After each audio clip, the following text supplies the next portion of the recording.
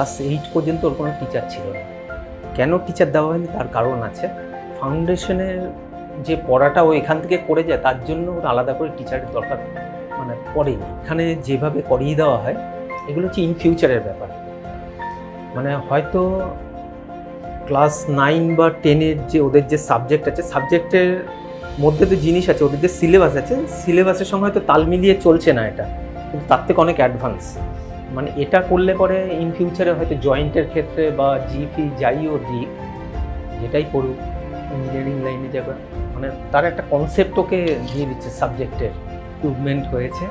আগে ওকে আমি টেবিল টেনিসে ভর্তি করে দিয়েছিলাম, এখন পড়াশোনার এত চাপ, স্কুলের পড়াশোনা, এখানকার পড়াশোনার জন্য নিজের থেকেই ছেড়ে দিয়ে বলছে আমি যেহেতু মাধ্যমিক সামনে, আমি পড়াশোনাটা নিয়েই থাকি।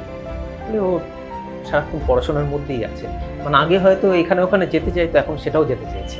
এখন ওকে বলতে হয় না যে তুমি পড়তে বসো, ও নিজের থেকেই সমস্ত কিছু টাইম হলে নিজেই উঠছে, নিজেই খাচ্ছে, নিজেই যখন ইচ্ছে হচ্ছে গিয়ে বসে পড়ছে, নিজেই স্বীকার করেছে এটা।